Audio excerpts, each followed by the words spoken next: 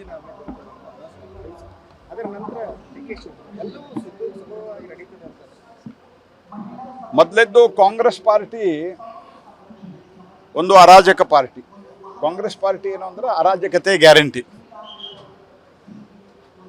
ವಿಶೇಷವಾಗಿ ಕರ್ನಾಟಕದಲ್ಲಿ ಕಳೆದ 3 ವರ್ಷಗಳಿಂದ ಅಸ್ಥಿರತೆ, ಅರಾಜಕತೆ ಮತ್ತು ಅವಿಶ್ವಾಸ ಮತ್ತು ಒಂದು ರೀತಿಯಲ್ಲಿ ಗೊಂದಲದ ವಾತಾವರಣ. ಗ್ಯಾರಂಟಿ ಏನಂದರೆ ಇದೇ ಗ್ಯಾರಂಟಿ ಆಗೋದು. ಇದರ ಒಂದು ಪರಾಕಾಷ್ಠೆಯನ್ನು ನಿನ್ನೆ ಮೊನ್ನೆಯಿಂದ ತಲುಪ್ತಾ ಇದೆ. ಎಲ್ಲವೂ ನಡೀತಿರೋದು ಕಾಂಗ್ರೆಸ್ಸಿನ ಆಂತರಿಕ ಒಂದು ಗೊಂದಲದಿಂದ ಆದರೂ ಸಹಿತ ಮತ್ತು ಅವರ ಆಂತರಿಕವಾದಂಥ ಒಂದು ವಿಷಯ ಆದರೂ ಸಹಿತ ರಾಹುಲ್ ಗಾಂಧಿಯವರು ಇಡೀ ದೇಶದಲ್ಲಿರೋದು 4 ಕಡೆ ಕಾಂಗ್ರೆಸ್ ಪಾರ್ಟಿ. ಈ 4 ಕಡೆಗಳಲ್ಲಿ 3 ಕಡೆ ಅಪ್ಪರ್ ಕಾಸ್ಟ್ದವರೇ ಮುಖ್ಯಮಂತ್ರಿ. ಇವರು ದಿನ ಬೆಳಿಗ್ಗೆ ಎದ್ರೆ OBC ಮಂತ್ರ ಜಪಿಸ್ತಾರೆ. ಅವರ ಆಂತರಿಕ ವಿಷಯದಲ್ಲಿ ನಾನು ಡಿ ಕೆ ಶಿವಕುಮಾರ್ ಆಗ್ತಾರೋ ಮತ್ತೊಬ್ಬರು ಆಗ್ತಾರೋ ಅದ್ರ ಬಗ್ಗೆ ನಾನು ಮಾತನಾಡ್ತಾ ಇಲ್ಲ. ಅವರಾದರೂ ಸಂತೋಷನೇ.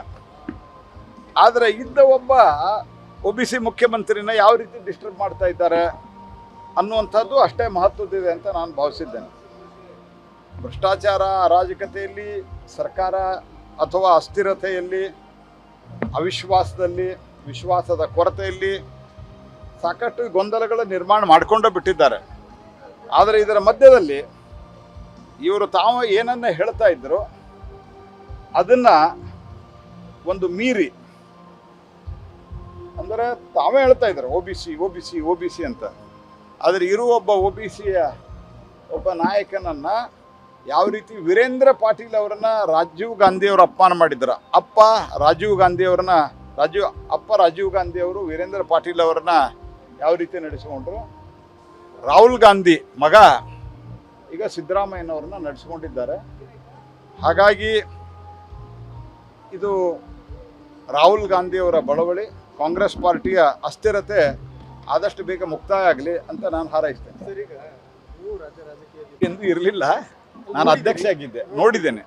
ಮತ್ತೆ ಇಲ್ಲಿ ಸಿದ್ದರಾಮಯ್ಯ ಅವರನ್ನ ನೀವು ನೋಡಿದ್ದೀರಿ. ಅವರು ಮುಖ್ಯಮಂತ್ರಿ ಸ್ಥಾನವನ್ನು ಬಿಟ್ಟು ನೆಕ್ಸ್ಟ್ ಇದು ಸರಿಯಾಗಿ ಇರುತ್ತಾ ಅಥವಾ ಅಸ್ಥಿರತೆ ಮತ್ತು ಮುಂದುವರಿಯುತ್ತೆ? ನೋಡ್ರಿ, ನಾನು ಒಂದು ಮಾತನ್ನ ಹೇಳ್ತೇನೆ. ಈ ರಾಜ್ಯದಲ್ಲಿ ಇತ್ತೀಚೆಗೆ ಯಡಿಯೂರಪ್ಪನವರು ಮತ್ತು ಸಿದ್ದರಾಮಯ್ಯನವರು ಮಾಸ್ ಲೀಡರ್ಸ್. ಇದ್ರ ಬಗ್ಗೆ ನಾನು ಯಾವತ್ತೂ ಹೇಳಿದ್ದೀನಿ, ಇದಕ್ಕಿಂತ ಮೊದಲು ಹೇಳಿದ್ದೀನಿ. ಮಾಸ್ ಲೀಡರ್ ಯಾರು ಅಂತಂದರೆ ಇತ್ತೀಚೆಗೆ ಬಂದವ್ರ ಪೈಕಿ. ಹಿಂದೆ ವೀರೇಂದ್ರ ಪಾಟೀಲ್ ಇದ್ದದ್ದು ಅದೆಲ್ಲ ಬೇರೆ ವಿಷಯ. ಆದರೆ ಇತ್ತೀಚಿನ ಕಾಲದಲ್ಲಿ ಅಂದರೆ ಸನ್ಮಾನ್ಯ ಯಡಿಯೂರಪ್ಪನವರು ಮತ್ತು ಸಿದ್ದರಾಮಯ್ಯನವರು.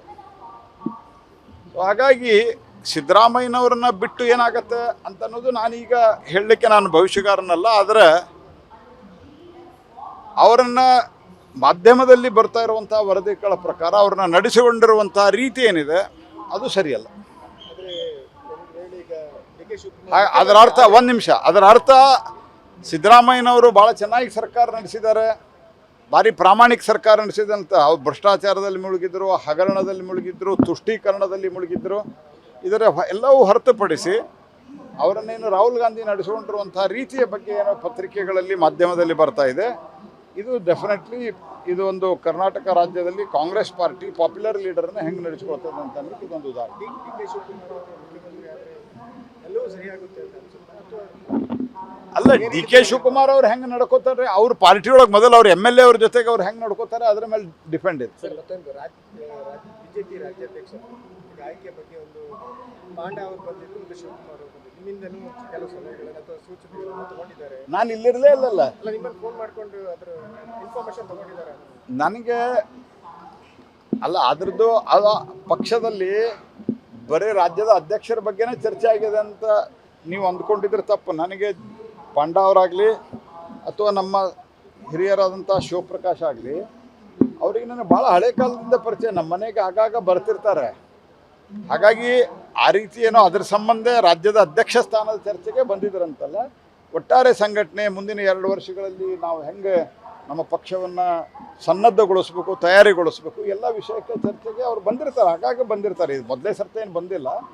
ಇಲ್ಲಿ ಏನು ಚರ್ಚೆ ಆಗಿದೆ ನಾನು ಇರಲಿಲ್ಲ, ಹೀಗಾಗಿ ನನಗೆ ಗೊತ್ತಿಲ್ಲ.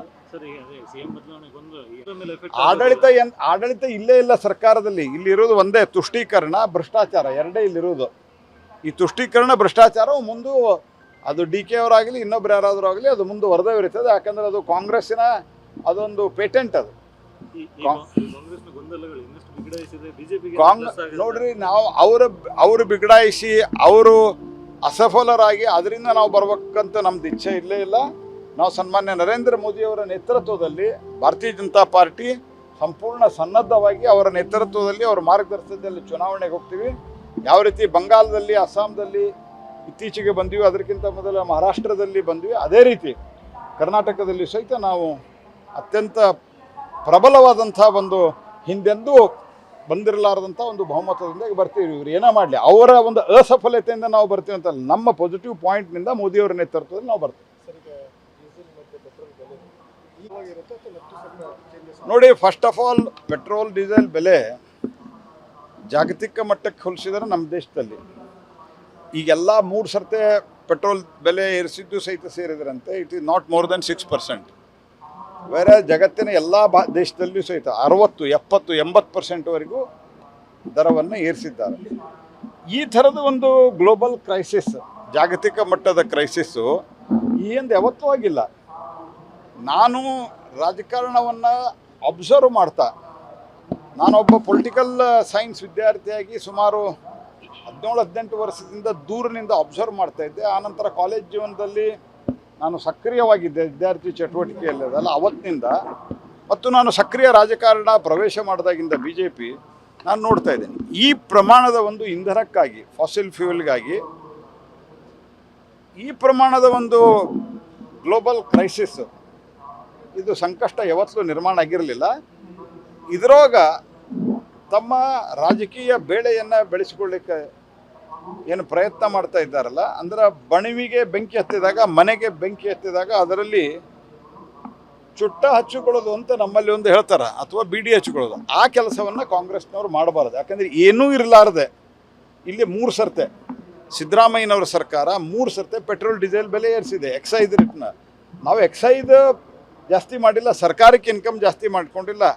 ಜಾಗತಿಕ ಮಟ್ಟದಲ್ಲಿ ವ್ಯಾಪಕವಾಗಿ ಏನು ರೇಟ್ ಜಾಸ್ತಿ ಆಗಿದೆ ಕ್ರೂಡ್ ಆಯಿಲ್ ಇದ್ದು, ಅದನ್ನು ಸರಿದೂಗಿಸ್ಲಿಕ್ಕೆ ಪ್ರಯತ್ನವನ್ನು ಮಾಡ್ತಾ ಇದ್ವಿ. ಅದನ್ನು ಭಾಳ ಬ್ಯಾಲೆನ್ಸ್ ಮಾಡ್ತಾ ಇದ್ವಿ.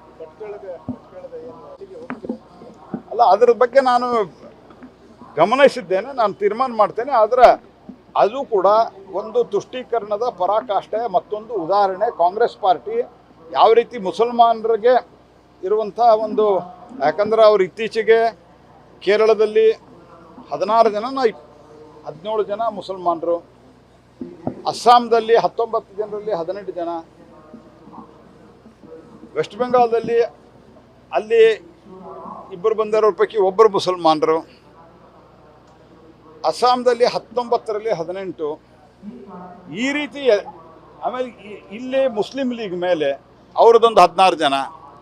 ಅಂದರೆ ಕಾಂಗ್ರೆಸ್ ಪಾರ್ಟಿ ಯಾವ ರೀತಿ ಮುಸ್ಲಿಂ ಲೀಗ್ ವರ್ತಿಸ್ತಾ ಇತ್ತಲ್ಲ ದೇಶ ವಿಭಜನೆ ಆಗುವಂಥ ಸಂದರ್ಭದಲ್ಲಿ, ಆ ಮುಸ್ಲಿಂ ಲೀಗ್ ಆಗಿ ಪರಿವರ್ತನೆ ಹೊಂದ್ತದೆ. ಮುಸ್ಲಿಂ ಲೀಗಿನ ಭಾಷೆಯನ್ನು ಕಾಂಗ್ರೆಸ್ ಪಾರ್ಟಿ ಬಳಸ್ತಾ ಇದೆ.